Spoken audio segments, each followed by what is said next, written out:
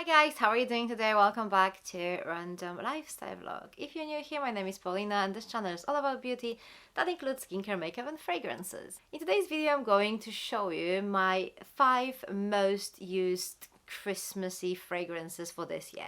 They change, like every year I use something a little bit different and this year is no exception. I've been using some of the new releases, but at the same time I have a couple of older fragrances here too. So let's start with the 5 fragrances that put me in a Christmassy mood in 2023. So first up we have one of the new releases from 2023 and this is Dolce & Gabbana Devotion.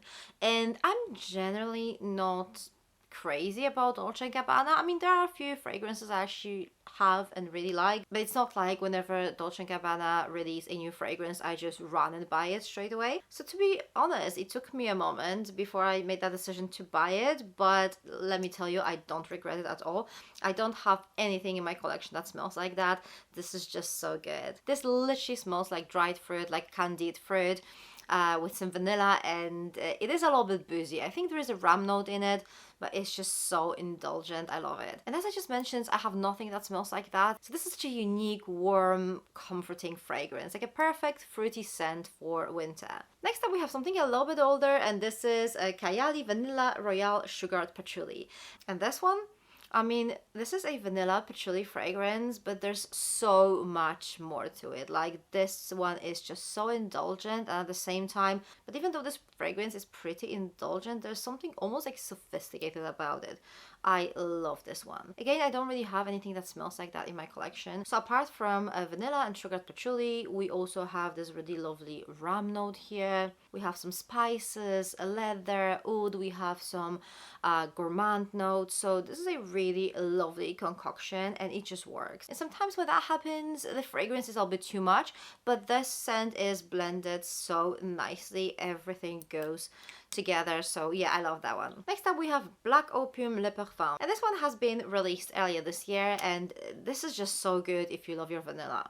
I mean, don't get me wrong, you're still going to get some of that original Black Opium DNA, which is like coffee, floral with some like fruity accents. But I would say the main focus of this fragrance is vanilla. So it's like a very rich, thick vanilla fragrance with some floral fruity coffee in the background. We actually have 3 types of vanilla extracts in here. We have Madagascar vanilla, Bourbon vanilla and vanilla absolute. We also have some cinnamon in here, so this is very delicious and I think this fragrance has something like really festive about it. I think this vanilla here is just so good. Next up we have an oldie. This is Scandale by Jean-Paul Gaultier and this is the original one. You know what, there were a few Scandale flankers I really loved and sometimes I thought I even prefer them over the original one, but I think this one is super unique and I just keep coming back to it. This is so good. So this is honey with some floral notes, with some orange.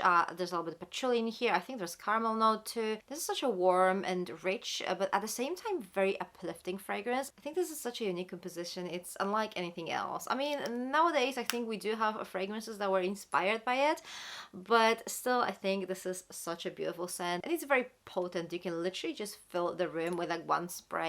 So this is perfect for those like colder days. So the last fragrance I've been using a lot recently is probably the least indulgent one, and this is La Vie Est Belle Extra.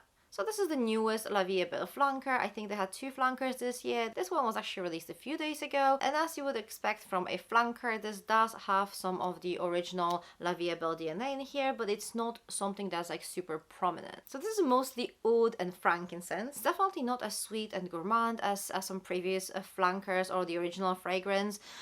This one is much drier. It's a bit powdery. It's very woodsy. It has some frankincense in it. It has this powdery iris, some rose. But compared to the other flankers of La Vie Est Belle, this one does not have this gourmand bit. So this is like a straight on woodsy, powdery, slightly ambery fragrance. I really love it. I think it's perfect for that time of the year, and whenever I don't really feel like wearing something too indulgent or too sweet, I definitely reach for this one. Alright guys, so these are my top 5 Christmassy fragrances I've been using this year. What do you think? Let me know if you've tried any of these fragrances and let me know which fragrances you use the most around this time of the year. Thank you very much for watching. For more fragrance related videos, check these ones over here. I'm going to see you very soon. Take care. Bye!